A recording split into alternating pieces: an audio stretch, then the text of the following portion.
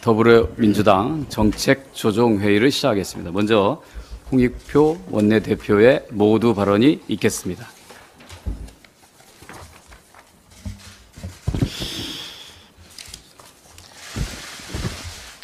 제가 몇 차례 얘기를 했는데 정부가 답이 없어서 오늘 다시 말씀드리겠습니다. 윤석열 대통령은 신원식 국방부 장관을 즉각 파면해야 됩니다.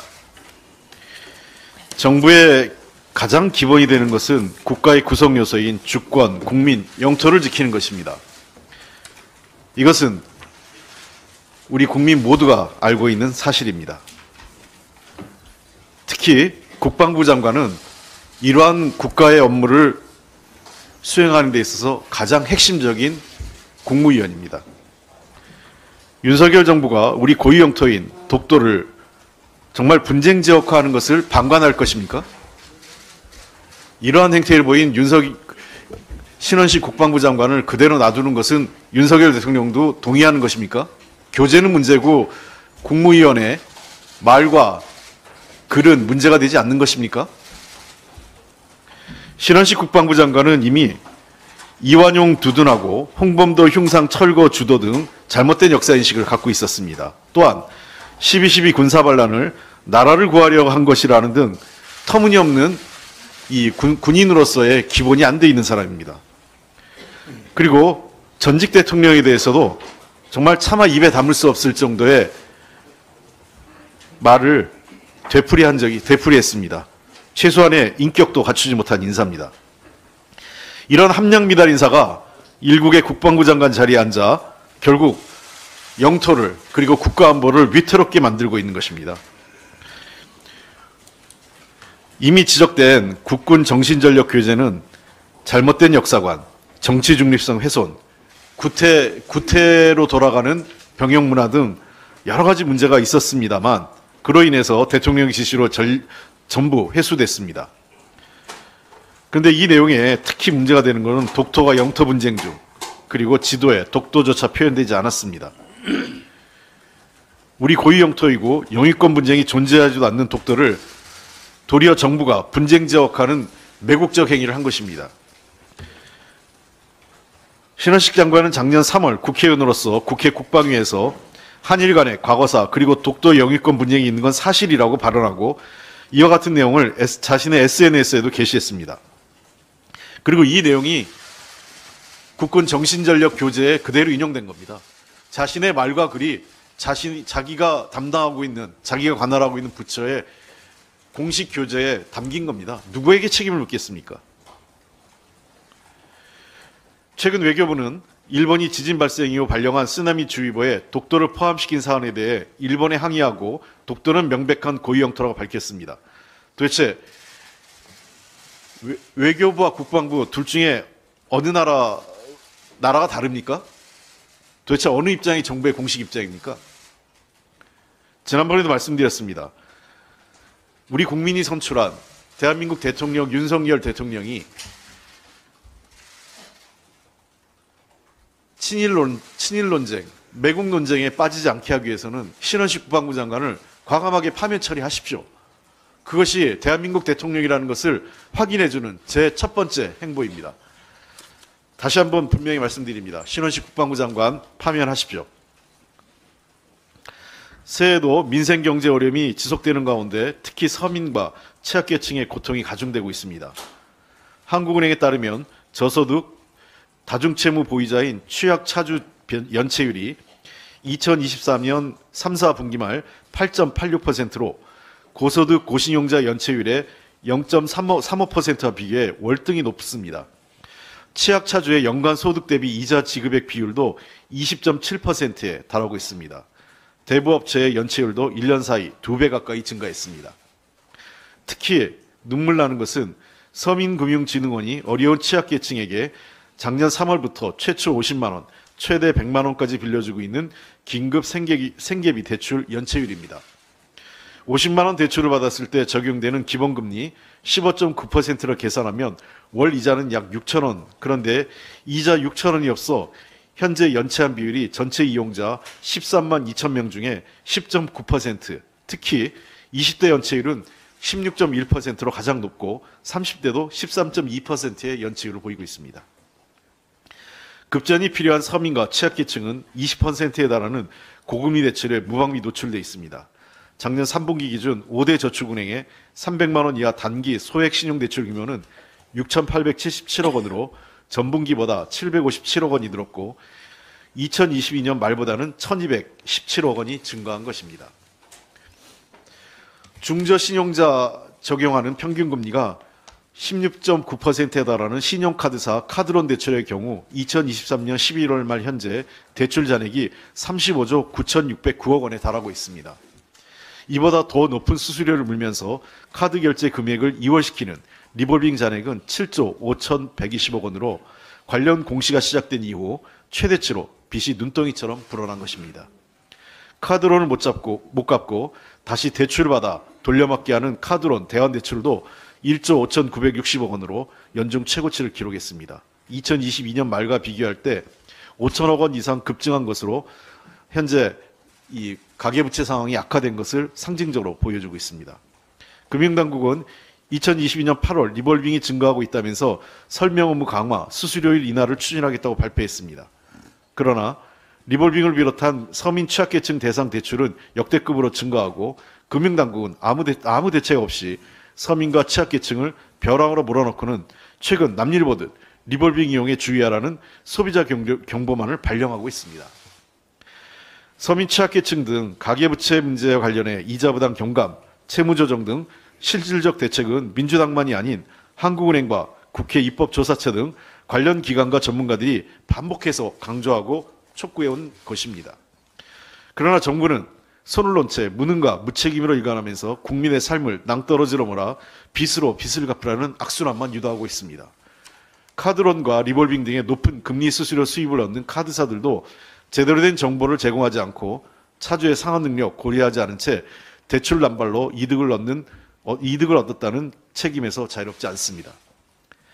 해가 바뀌었다고 저절로 국민의 삶이 나아지지 않습니다. 정부의 실질적인 대책 마련과 적극적인 실행이 그 어느 때보다 필요합니다. 이제라도 무능과 무책임의 늪에서 빠져나와야 합니다. 대통령과 가족의 비리 의혹 덮을 국리만 하지 말고 어려운 국민의 삶을 살피는데 좀 관심 좀 가져주십시오. 이상입니다. 예, 이어서 이계호 정책의 의장의 모두 발언이 있겠습니다. 네, 어제 정부 여당이 금년도 경제 정책 방향을 발표를 했습니다. 글을 보면서 정말 새해부터 국민들의 희망을 키우는 것이 아니라 도리어 걱정을 키우는 내용이었다 이렇게 생각을 했습니다. 집권 이후에 윤석열 정부의 경제 정책 방향은 한마디로 정리를 하면 경제 죽이기 정책 방향이었다 저는 그렇게 생각을 합니다. 나라 곳간도 바닥나고 부자 곳간을 채워주는 이 초부자 특권 감세 정책은 이 재정 건전성을 파탄에 빠뜨렸고 또 거의 대책이 없는 민생 정책, 대한민국의 모든 경제 지표를 참으로 처참한 수준으로 악화를 시켰습니다. 사상 최초로 2년 연속 1%대로 저성장할 것이라는 OECD의 경고, 우리는 똑똑히 기억을 하고 있습니다. 그러함에도 어제 당정은 여전히 기우제식 낙관론만 펼치고 있습니다. 국민은 이런 엉터리 진단을 내리는 정부가 과연 제대로 된 경제정책을 제시할 것이라고는 기대하지 않고 있습니다. 그렇다 보니 국민들 사이에서 윤석열 정부가 집권 2년 동안 내놓은 경제정책은 초부자 감세로 나라 재정을 거덜내고 말았다는 말이 자연스럽게 나오고 있는 실정입니다. 정부는 새 경제정책 방향에서 우리 경제에 대한 제대로 된 진단과 함께 당장 우리 경제를 위협할 리스크라고 할 수 있는 부동산 PF 위기, 가계 부채 위기, 또 코로나 이후 소상공인 금융 부담 확대에 대한 종합적이고 구체적인 대책을 제안했어야 마땅합니다. 이제 집권 3년 차를 맞이하는 윤석열 정부가 더 이상 경제 죽이기 정책이 아닌 경제 살리기 정책을 제발 내놓기를 간곡히 요구를 합니다. 윤석열 대통령의 국회 무시 정말 도를 넘고 있습니다. 작년 도입하려고 했던 이 금투세는 2022년 여야의 세법 협상에 따라서 2년 유예가 된 바가 있습니다. 당시에 국민의힘은 금융투자소득세 도입을 2년 유예하는 조건으로 주식 양도세를 금투세 도입 시까지 존치를 시키되 과세 대상자 범위를 종목당 10억 원으로 그대로 유지를 한다는 조건에 합의를 한 바 있습니다. 그런데 지난달 아시다시피 정부는 일방적으로 시행령을 고쳐서 주식 양도세가 부과되는 대주주 기준을 10억에서 50억 원으로 완화를 해버렸습니다. 이에 대해서 대통령은 지난 2일 금융투자소득세의 폐지마저 선언을 해버린 상황입니다. 최소한도의 정치 도의도 없는 정권이다 이렇게 말씀드리겠습니다. 야당과의 합의사항을 이렇게 예반장으로 쉽게 깨버리는데 국민들과의 약속은 대체 얼마나 가볍게 생각한다는 것입니까? 더욱 심각한 것은 금투세 도입이야말로 글로벌 스탠다드로 인식이 되고 있는 상황인데 정부는 아직 시행도 안 된 이러한 금투세가 도리어 코리아 디스카운트 원인이 된다 이렇게 지적을 하고 있는 어이없는 상황입니다. 지금 우리나라는 근로소득과 사업소득에 비해서 금융투자소득의 비과세 범위가 넓어서 고소득층일수록 금융상품을 활용을 해서 조세 회피를 할 수 있는 불공정한 그러한 환경입니다. 따라서 불합리한 과세 체제를 바로잡고 글로벌 스탠다드인 금융세제 선진화를 위해서 금투세를 도입하기로 한 것인데도 윤석열 대통령은 주식 양도세 완화에 이어서 금투세 폐지까지 이렇게 세계적인 추세와는 반대로 역주행을 하고 있는 것입니다. 결국 이번 금투세 폐지 선언은 세수 결손이 심각한 상황에서 부족한 세수를 또 근로자들의 소득으로 메꾸려는 그러한 얄팍한 속셈이 아닌지 의심하지 않을 수 없습니다. 이미 펑크난 세수가 60조 원에 달하고 올해 통합 재정 수지 적자는 44조 원을 기록했음에도 불구하고 정부는 여전히 비어버린 곳간을 채울 생각은 전혀 없습니다. 이러한 와중에 국민들의 피땀이 담긴 근로소득세만 더 거치고 있는 것, 결국은 유리지갑만 쥐어짜서 나라의 재정을 메꾸려는 것은 아닌지 국민들은 불안하기 짝이 없습니다. 윤석열 정부는 국회 합의도, 조세 정의도, 국가의 건전 재정성도 모두 무너뜨리는 이러한 퇴행적 결정을 당장 철회하기를 촉구합니다. 이상입니다. 예, 이어서 조승래 과방위 간사의 발언이 있겠습니다. 예, 과방위 조승래 의원입니다. 먼저 방송통신위원회 관련해서 한 말씀 드리겠습니다. 김홍일 신임 방송통신위원장이 어제 윤석열 대통령으로부터 임명장을 받았습니다. 윤석열 대통령은 지상파 허가 유효기간 만료 등을 이유로 시급성을 내세우며 현직 국민권익위원장을 사표 수리도 하지 않고 지명한 바 있습니다. 하지만 결과는 어떻습니까? 12월 31일 방통위는 34개사 141개에 달하는 지상파 방송의 재허가 포기를 선언했습니다. 위원장 임명 직후부터 검토를 시작하여 물리적 시간이 절대적으로 부족하다는 이유라고 합니다. 국민의힘은 사전에 입을 맞춘 듯이 앵무새처럼 또 민주당 탓을 했습니다.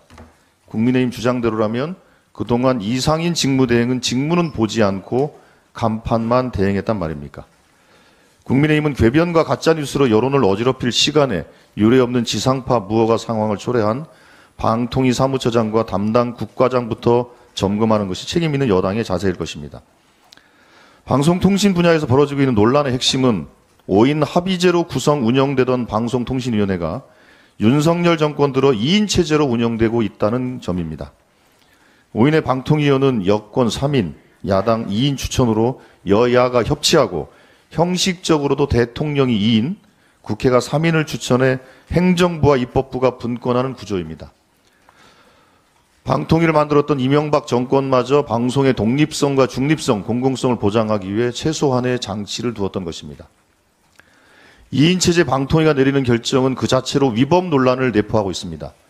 특히 지상파 제허가, 종편 재승인, YTN 연합뉴스 TV 등 방송사 대주주 변경 승인, 공영방송 이사진 교체 같은 방통위의 주요 의사결정은 법원에서 절차적 정당성 문제가 제기될 수밖에 없습니다.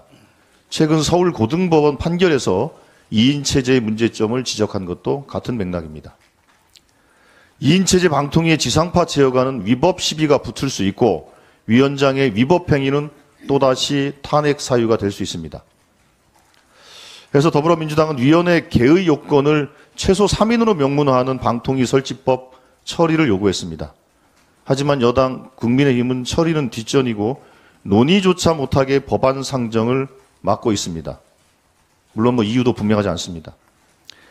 국민의힘은 불안정하고 위법 소지가 있는 2인 체제 방통위를 앞으로도 유지하겠다는 것입니까?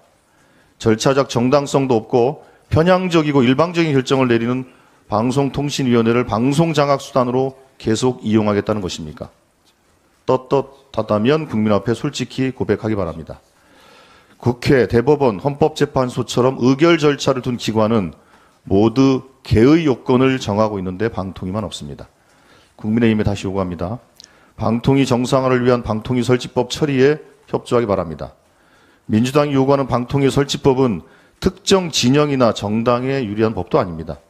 탄핵 직전 꽁무니를 내뺀 이동관 전 위원장의 전철을 밟지 않도록 하는 제2, 제3의 이동관 방지법임을 명심하기 바랍니다. KT 관련해서 한 말씀 더 드리도록 하겠습니다. KT는 지난해 11월부터 부사장, 전무, 상무 등의 핵심 요직에 검사 출신을 잇따라 임명했다고 합니다. KT 김영섭 대표 체제가 들어선 이래 검사 대통령, 검사 방통위원장에게 코드를 맞추기 위한 것으로밖에 달리 생각이 들지 않습니다. 대통령과 여당의 비대위원장, 방송통신위원장 등이 검사 출신으로 채워지더니 이제 기업의 주요 포스트에도 검사 출신이 속속 진출합니다. 온 동네가 검사 천지이고 검사 천하입니다. 다른 기업들도 검사 출신들을 속속 영입하고 있다고 합니다. KT와 기업에 충고합니다. 두려워할 것은 검사가 아니라 소비자, 이용자이고 검찰 권력이 아니라 시장입니다. 이상입니다. 예, 제가 작년에 이 자리에서 KT 사장 선임에 개입한 윤석열 정부에 대해서 이 개입의 대가가 결국은 검사 출신들이 KT의 낙하산처럼 내려오는 것이라고 하는 제 추측이 틀리기를 바란다고 했습니다. 근데 그로부터 몇 달 지나지 않아서 그것은 현실이 되고 있습니다. 우리가 서울의 봄 영화에서 12.12 군사 쿠데타 반란 세력들이 그 전리품들을 하나씩 나눠 갖는 것을 알고 있습니다.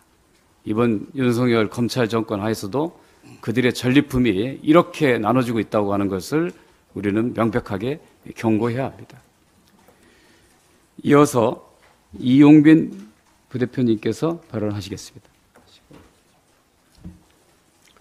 광주 광산구갑 이용빈 의원입니다. 우리 사회에서 절대 있어서는 안 되는 일이 발생했습니다.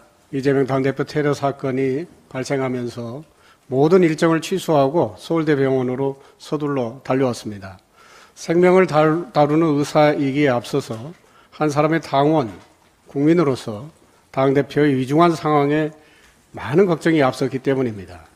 당 지도부와 함께 수술 상황을 지켜보면서 당대표의 건강 상태를 살피고 싶었습니다. 다행히 수술은 잘 됐고 지금은 합병증 예방과 회복을 위한 절대적인 안정이 필요한 시기입니다. 많은 걱정과 염려를 전해주신 국민과 당원 여러분께 진심으로 깊이 감사드리면서 이재명 당대표께서 하루빨리 우리 곁으로 오실 수 있도록 빠른 쾌유를 함께 기원해 주시기를 부탁드립니다. 또한 수사당국은 엄정하고 신속한 수사를 통해서 반복되고 있는 이 민주당 대표에 대한 테러 행위의 진상을 명백하게 밝혀주시기 바랍니다. 전력시장 민영화에 대해서 말씀드리겠습니다.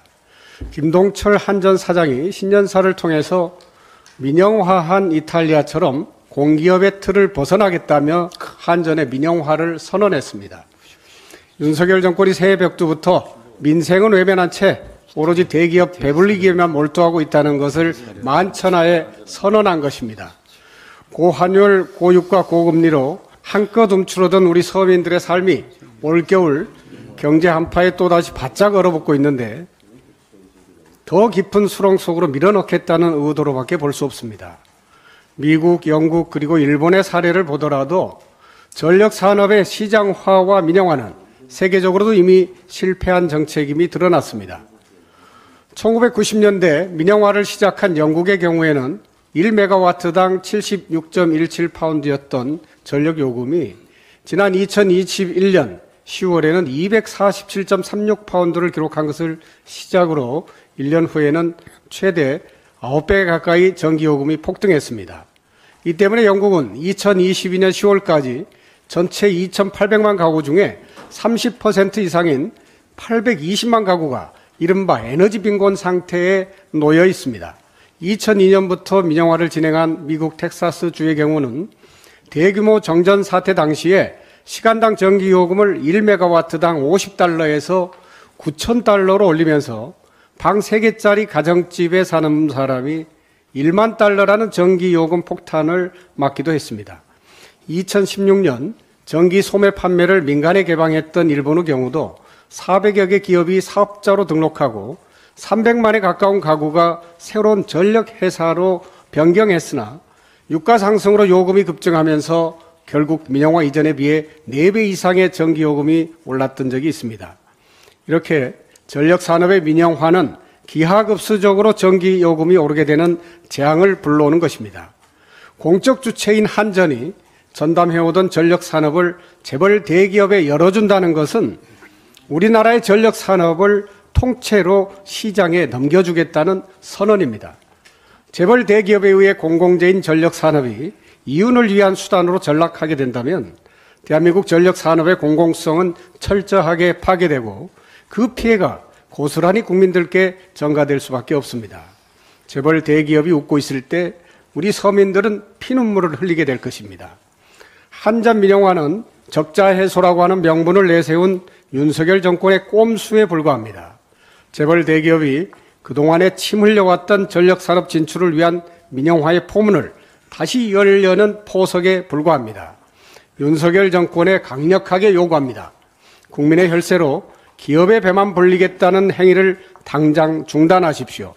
고환율, 고유가, 고금리, 고물가로 하루하루를 힘겹게 버티고 있는 우리 서민 경제 회복에만 집중하고 전념하시기 바랍니다.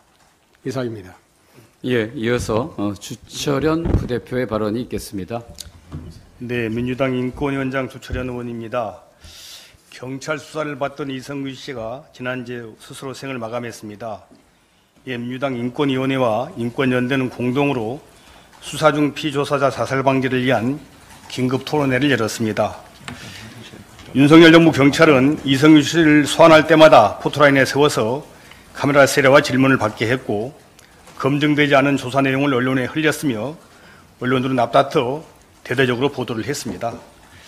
이처럼 인권을 무시한 수사 관행과 선정적 언론 보도로 유명을 달리한 사람은 이성균 씨뿐만이 아닙니다. 법무부 자료에 따르면 2004년부터 14년 7월까지 모두 83분의 고귀한 생명이 수사 중에 극단적 선택을 한 것으로 나오지만 그 이후로는 통계조차 없는 실정입니다. 이제라도 수사 중 극단적 선택을 방지하기 위한 대책을 시급히 마련해야 합니다. 현법 126조가 피의사실 공표죄를 규정하고 있고 1995년부터 최근까지 모두 764건의 피의사실 공표죄가 접수가 됐지만 단 한 건도 기소되지 않아서 사실상 사문화됐다는 점은 잘 알려져 있습니다. 수사기관의 훈령들도 잘 지켜지지 않는 것은 마찬가지입니다. 경찰 수사사건 등의 공보에 관한 규칙, 경찰 수사에 관한 인권보호 규칙에도 불구하고 이성균 씨를 수사한 경찰은 이 훈령들을 철저히 무시했습니다. 고인의 비공개 소환 요청마저 묵살하면서 마약사범 유죄 판결이라도 받은 것처럼 또다시 언론 앞에 서게 만든 것입니다. 제2의 제3의 이성균 사태를 방지하기 위해서 강제성과 실효성 있는 가칭 수사기관의 인권침해 방지법을 제정할 필요가 있다고 합니다. 피의사실 공표는 물론이고 피의자의 사생활 등 인권침해 정보를 유출할 경우에도 형사처벌해야 합니다. 나아가서 수사기관의 고질적인 인권침해 행위들, 수사기관이 궁박한 상태의 피의자에게 일정한 이익 제공을 약속하거나 암시해서 자백이나 허위 진술을 강요하는 경우, 변호인 선임권, 접견교통권을 침해한 상태에서 자백 또는 허위 진술을 받는 행위도 형사처벌해야 합니다. 또 공개 소환할 경우 지방경찰청장이나 검사장의 승인을 사전에 문서로 받게 해서 절차적으로 통지하고 수사정보가 유출되면 즉시 수사진을 교체하고 직무감찰과 고발을 의무화할 필요도 있습니다. 아울러 수사기관의 인권침해에 따른 국가의 손해배상 의무도 법률에 명시하고 입증책임 전환 등도 도입할 필요가 있습니다. 인권을 무시하는 권위주의 시대 수사 관행과 선정적 언론 보도로 비극이 반복되지 않도록 우리 당 차원에서 이와 같은 내용을 담은 법안 제정을 추진해 주시기를 부탁을 드립니다. 다시 한번 고 이성균님의 명복을 빕니다. 고맙습니다. 예, 이어서 박주민 수석의 발언이 있겠습니다. 예, 지금 우리 당에서 윤석열 대통령이 김건희 특검법 등에 대해서 거부권을 행사할 경우에 권한쟁의 심판을 할 것을 검토하겠다라고 하자 국민의힘에서는 반발을 하고 있습니다. 헌법상 대통령에게 주어진 고유의 권한인데 거기에 대해서 권한쟁의를 검토하겠다고 하니까 이것은 꼼수다 뭐 이런 식으로 이야기를 하고 있습니다. 그런데 대통령 고유의 권한이라 하더라도 남발해서는 안 됩니다. 그렇기 때문에 보통 내재적 한계가 있다고 합니다. 예를 들어서 말씀드려 보겠습니다. 대통령에게는 사면권이라는 고유 권한이 있습니다. 헌법 문헌상에는 이 사면권을 제한하는 문구가 들어있지 않습니다. 그러면 자신의 가족들의 경우에 무조건 다 사면을 해줘도 됩니까? 그렇게 되면 대통령 가족은 우리나라에서는 어떠한 처벌도 받지 않는 신성 가족으로 탄생되게 되겠죠. 그렇기 때문에 이런 사면권 행사는 안 된다라고 보는 것이 일반적입니다. 그렇기 때문에 이 거부권의 경우에 또 이와 같은 논리로 내재적 한계가 있다라고 봐야 되는 것입니다. 특히 지금 쌍특검법에 관련돼서 한동훈 비대위원장이 독소조항이라고 얘기했던 게 크게 두 가지인데요. 하나는 수사 과정을 브리핑한다는 내용이었습니다. 그리고 또 하나는 시기가 총선에 임박해서이다라고 얘기했습니다. 근데 이미 여러 차례 말씀드렸지만 수사 과정에 대한 브리핑은 최순실 특검 때부터 있었고 그 이후에 만들어진 모든 특검법에 동일하게 들어가 있는 조항입니다. 그래서 이것이 독소조항으로 갑자기 둔갑할 이유는 없는 것이겠죠. 시기 문제는 저희 더불어민주당을 포함한 야당들은 최대한 신속하게 쌍특검법을 제정해서 시행하자고 얘기를 해왔지 지금 하자고 얘기한 적이 한 번도 없어요. 국민의힘이 반대하다 보니까 저희가 패스트트랙을 지정했고 그래서 지금 이 시기에 법이 국회 본회의를 통과하게 된 것입니다. 과거부터 있었던 조항을 문제 삼고 본인들이 정한 결국 만들어낸 시기를 가지고 문제 삼고 그것을 가지고 거부권 행사하겠다라는 것은 전혀 타당하지 않죠. 거기다 더해서 이 쌍특검법은 대통령 본인과 본인 배우자에 대한 수사를 가능하게 하는 법이죠. 근데 그걸 본인이 거부한다는 거예요. 본인과 본인 배우자의 이익을 위해서. 그래서 이해상충에도 해당되는 겁니다. 그렇기 때문에 거부권을 행사할 대상이 안 된다. 이유도 안 된다라는 겁니다. 과연 이런 경우에도 거부권이 무조건 허용돼야 되느냐. 여기에 대해서는 당연히 헌법적 검토가 필요한 겁니다. 그렇기 때문에 저희들이 이 권한쟁의 등을 검토하겠다는 것이고 아무런 이유 없이 권한쟁의를 검토하겠다는 것이 아닙니다. 오히려 대통령이 입법권을 존중하고 또 국민적 요구를 존중하고 또 자신이 얘기해왔던 공정과 상식이라는 우리나라와 우리 사회의 가치를 존중한다면 거부권 행사를 안 하는 게 맞죠. 그래서 저희들이 거부권 행사 시 권한쟁의를 검토하겠다는 말에 대해서 꼼수다 이렇게 표현을 하면서 비판하는 것 타당하지 않다라는 말씀을 드리겠고 거부권 행사를 하지 말아야 된다라는 점을 다시 한번 강조해서 말씀드립니다. 이상입니다. 예, 이어서 유동수 수석의 발언이 있겠습니다. 예, 최근에 그 대통령의 경제정책 내지는 조세정책이 너무 근시안적이고 단기적이고 즉흥적이다 이런 말씀을 드리겠습니다. 2022년도에 정부가 예산안과 함께 세법안을 12월 24일 날 통과시킨 바 있습니다. 국회가. 그리고 2022년도 12월 30일 날 윤석열 대통령이 국가전략기술 세액공제에 대해서 갑자기 언급을 했습니다. 일주일 만에. 그리고 23년도 1월 3일 날 정부는 여기에 맞춰서 세법 개정안을 제출했고 이걸 국회가 통과시켜 준 바 있습니다. 기재위에서. 최근에 우리가 지난 21일 날 예산안과 세법 개정안을 예산부수법안으로 통과시킨 바 있습니다. 이때 주식 양도세의 대주주 기준 10억 유지를 그때도 확인한 바 있습니다. 조세 소위에서. 근데 대통령께서 갑자기 대주주 기준 50억으로 상향하고 또 1월 2일 날은 금투세 도입 폐지하겠다 이렇게 얘기를 하셨어요. 근데 이 금투세 폐지라든지 이런 부분은 아직 시행도 안 돼 있기 때문에 필요하다면 정부가 7월 말에 제출 예정인 세법 개정안에 포함시켜서 7월 말에 정부의 세법 개정안을 제출하면 되는 것입니다. 그리고 올해 11월에 있을 조세 소위에서 그 부분을 심도 있게 논의하면 되는 겁니다. 그렇게 되고 올해 통과할 예정인 12월에 예산안과 합해서 예산 부수법안으로 금투세 연장 여부라든지 폐지 여부를 다루면 되는 겁니다. 그거를 1월 2일 날 시행되지도 않은 금투세를 폐지하겠다고 얘기하는 거는 정부가 이 조세정책에 대해서 근본적 철학의 부재 내지는 정책의 부재라고밖에 인식이 안 됩니다. 또 하나 우리가 지난번에 전통시장 소득공제율 40% 유지하는 거 이것도 지난번 우리 21일 날 예산부수법안으로 통과시킨 겁니다. 며칠 됐다고 갑자기 또 이번에 80%로 올리겠다. 그것도 상반기만. 예? 이것도 조특법 개정을 해야 되거든요.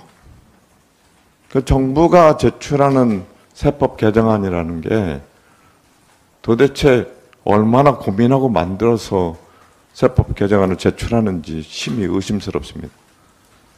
완전히 국회를 무시하는 거죠.